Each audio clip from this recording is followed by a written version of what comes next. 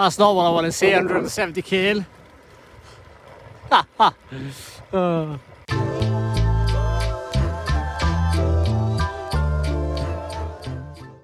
Well, good morning everybody. We are leaving Benidorm and we're out for a big cycle today. Just over 200 kilometers and 4,000 meters of elevation. I've been recommended a lot of loops, a lot of rides that I could do while I'm here. This is one of them for sure. It's going to take in a lot of some of the best roads you could do in this area. So if you're looking for a big day, this route could be the one for you. I'm going to link it down below in the description and you can check it out there. So first town, and this is Altea. Now obviously I started my ride in Benidorm. A lot of people, when they come here, they stay in Calpe.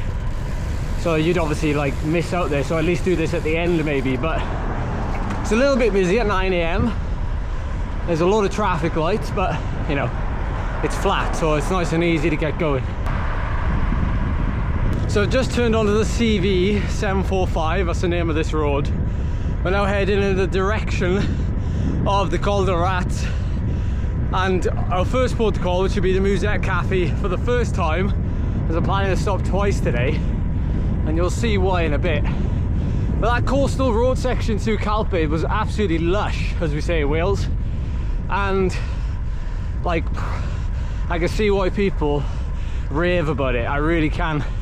Road surface so far has been ridiculously good. Let's hope it stays that way. Oh, that's cool. So I've got mountains now on my left. I think I'm heading somewhat in that direction. I've got Benissa, I think the town. I've just gone through there behind me, which took like maybe a minute to get through, if that. Very quiet this morning, or maybe it's that quiet all the time, I don't know. But out now back at the country roads, and I suppose not very far from the cafe.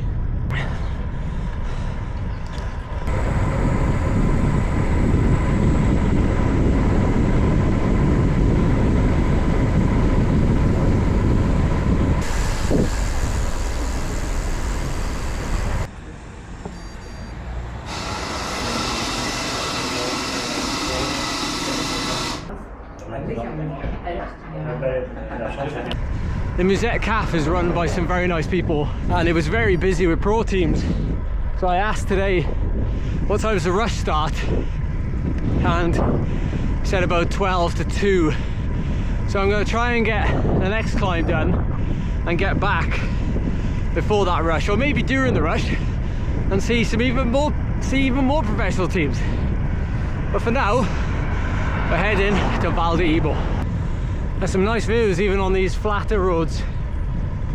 Aside from the major climbs that I feel we've got coming up, this is a pretty good route for a lot of people.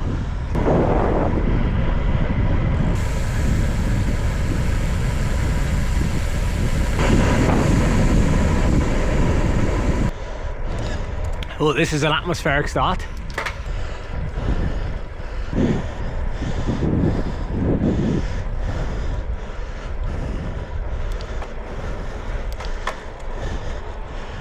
I'm not even like 2k into Val de Ibo. I'm gonna say I prefer this to the Coll de Rates.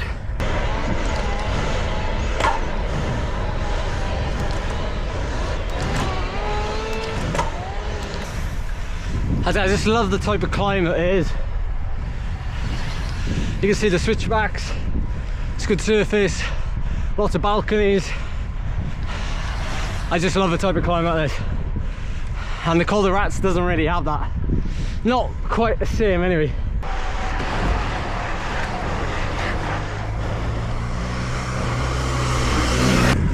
So it's such a weird temperature today. I'm absolutely cooking when I'm here. I'm in leg warmers, arm warmers, merino base layer. I'm way too hot, but you just go through patches of hot and cold this time of year, so you're probably better off dressing slightly warmer. You certainly see the pros wearing winter kit. Oh yeah, there's no question in my mind this is better than the Coll de Rates. I'm sorry. changed my mind. Ah, thank you, Valdivo. That was special.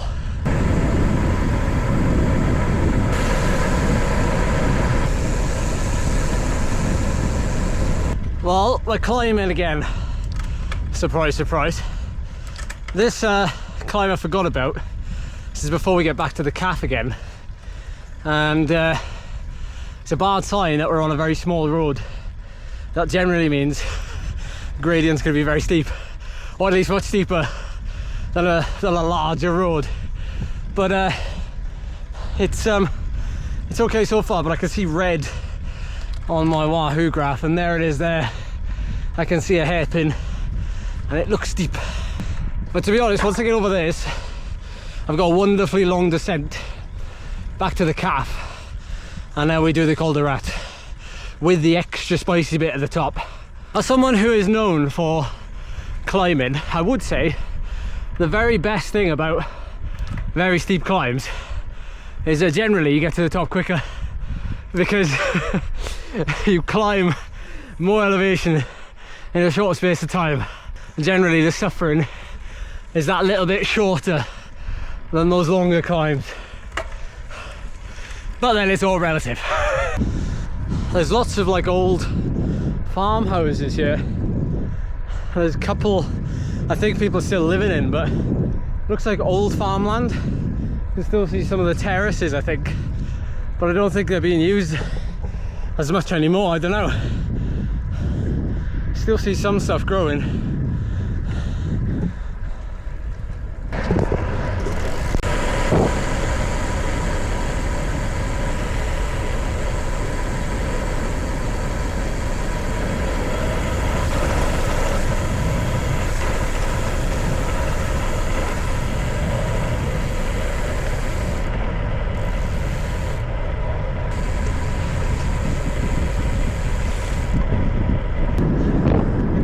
There's a massive hole up there. Someone probably lived in it like thousands of years ago. And this valley, perfect ambush territory. I love this. I love this kind of, yeah, I just love it.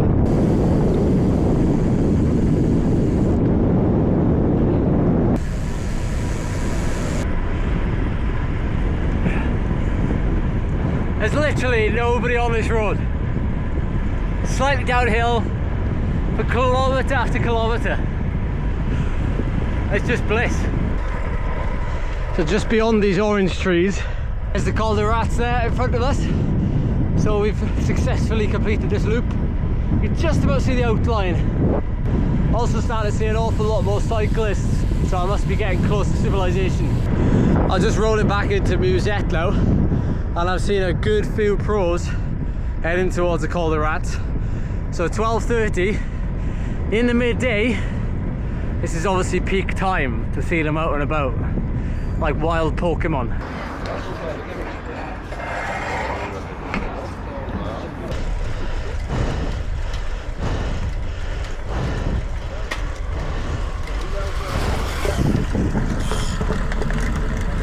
Congrats on the win. Thank you. Timo Nace. Just congratulated him for winning that Benidorm cyclocross. Epic. Change Minute has just gone the other way. I am pressing on a fair bit. I'm doing about 330 watts, so I'm not hanging about. Feel good. Feels good to press on.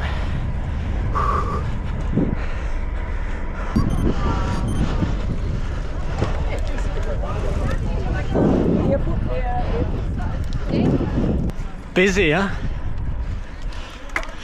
Here we go then. The proper climb. This is more like Welsh roads. I could dig this. Oh yeah.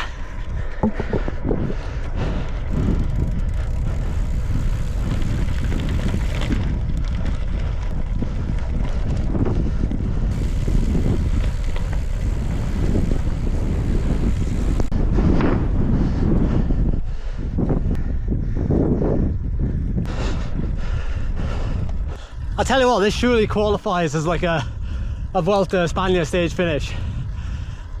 Forgive me, I don't know if a race has actually come up here, but it would be savage if it finished up here. and you can see Benidorm right in the distance. Like, I've got to go all the way down there, the long way round, but we are almost 1,000 meters above sea level. Just a word of advice: if you do end up doing that top section of the Coll de Rates, make sure you got good brakes. Going down it, probably harder than going up it, and my hands are a little bit sore as well afterwards. It's very bumpy, but thankfully I'm used to that. Alright, we've climbed to the top of Tabena, taking a right, heading along this kind of balcony road now, out towards Tudons, I think it's called, and then we're going to have a long descent back to Benidorm. Now, I made that sound very simple and straightforward, didn't I? But at that point, I'd ridden for 5 hours, and I made the quick calculation that I was going to be out on the road for at least another 3 hours. I didn't know what was ahead of me. I knew I had a long descent to come, and that's why I wanted to jump in quickly and show you this little highlighted section. This road here, I didn't film at all for, mainly because I was going through a bit of a bad patch. But the road itself was incredible, full of twists and turns, little ups and downs, tight, narrow roads, and some slightly bigger ones. It did really have it all. I was at a slightly higher elevation here, between 500 and 700 meters from time to time, but I knew I would have the last final climb to challenge me. But I just wanted to highlight this section because on tired legs and tired minds, it can sap your energy. So I just wanted to give you the heads up. It's a very enjoyable road, but just be prepared that it could be a challenging one. Well, it's been about an hour and a half since I last spoke to you. I've just been enjoying this road towards the final climb of the day, and it's been much like this actually for the last hour and a half. I've been at a little bit higher altitude, been about 800 meters. I'm at 500 now. It's been very undulating, quite a tough road actually, but I've seen 0 cars. Like, I've been taking corners on rails. It's been such a wonderful road, and yet, like, although it feels hard, and I'm 6 hours into this ride now and I got 57k to go, I do know that I think the last 40k is going to be pretty much downhill. At least I hope it is. I've just seen my first sign for Benidorm, 44 kilometers away. That's promising. It is genuinely a little bit scary how long I go without seeing a car. Well, actually another human being for that matter. It is a long time, especially on these long stretches of road. Yeah, it's weird. I'm so not used to it. I'll tell you another thing I'm not used to, and that's how little fatigue there is from riding out here. Like, obviously I'm tired, you know, I'm a bit weathered and worn, I'm salty. When you climb 3,000 meters here, or 3,000 meters in the UK, your body gets beat down in the UK, I feel. Just the road surface, weather, lots of things, lots of braking involved. Out here, you can bite off a little bit more than you think you can chew, if that makes sense. That's not what I want to see, 170k in. Here we go then, last climb of the day. Tudons. Up there, somewhere we're going. Up there. I think it'll be probably the highest point of the day, just over 1,000 meters, so slightly higher than that top section of the Coll de Rates. I am low on energy, but once I get over this, there's a long old downhill. Thank goodness. Oh.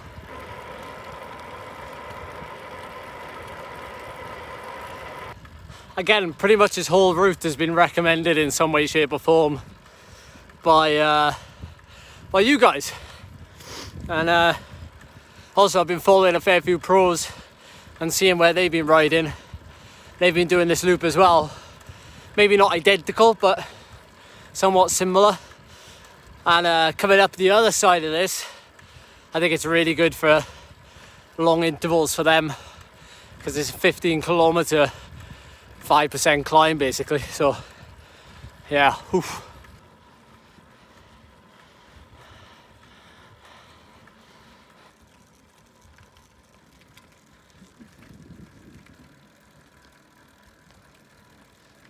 Oh, hallelujah, we made it to the top of the Two Dons. I think it keeps going up there. Let me know if it goes on, but obviously I think that's a military road. Anyway, 38k to go, majority of it downhill, so I'm just gonna bomb it down here now and get home safely, hopefully. Well, I'm nearly at the bottom of this massive descent. For those of you that know it, I mean, say no more. For those of you who've never done it, words can't describe it. I think you just have to ride it, folks. What a descent. What a descent.